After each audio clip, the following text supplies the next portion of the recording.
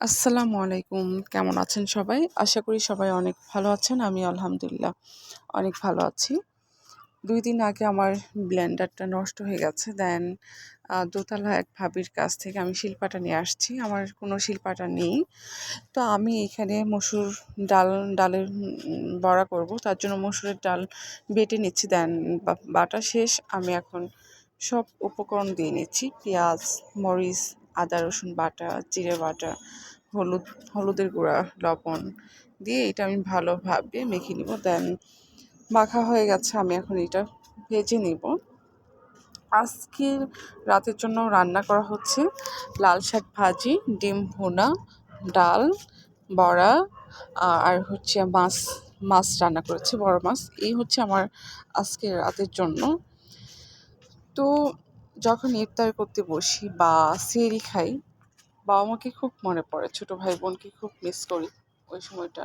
কারণ একটা সময় ছিল যে গেছে, ওই সবাই ছিল, বাবা মা ছোটো ভাই বোন, বাট এখন কেউ নেই। এখন আমার একটা ফ্যামিলি হয়েছে, আমার এই ফ্যামিলিতে আমার বাবা মা নেই, আমার ছোটো ভাই বোন নেই, নিজের ফ্যামিলি এখন একটা হয়েছে। দেন এত মিস করি বাবা বাবা মাকে। যখন খুব মনে আছে, বাবার ঘরে ছিলাম তখন চেরি সময় মা ডাকতেই আছে, মানে উঠতেছি মা, একটু পরে মা উঠতেছি, হ্যাঁ। শেষে যখন সময় হয়ে আসছে তখন মা ধমকায় উঠাইতো, এই উঠ, সময় হচ্ছে, সেহরি খেতে হবে। কোনো রকম ফ্রেশ হয়ে ভাত খেয়ে আবার শুয়ে পড়তাম। মানে এই একটা অবস্থা ছিল একটা সময়।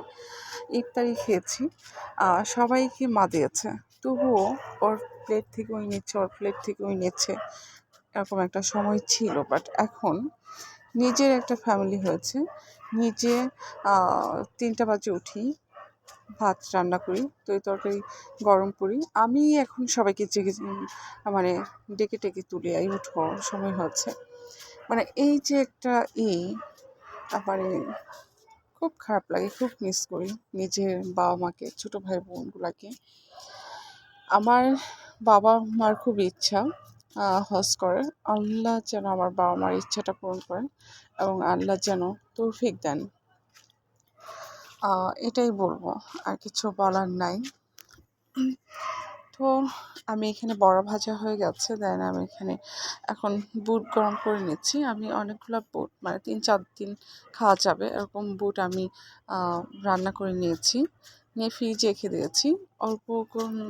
অল্প করে বের করে আর গরম করে নিই, কারণ বাবু নিয়ে আসলে হয় না ওইভাবে, অনেক কিছুই হয় না। আমার 2টা মেয়ে এত বিরক্ত করে আমাকে, কি বলবো। তো এখন রাতের খাবার দাবার সব কিছুই শেষ, আমি আসছি একটু চা খাওয়ার জন্য। একটু যদি চা খাই ভালো লাগবে, চা প্রেমী আমি। তো এখানে আমি এলাচ দিয়ে দুধ চা আমার কাছে খুবই ভালো লাগে, এলাচ বা আদা খেয়ে দেখবেন ভালো লাগবে।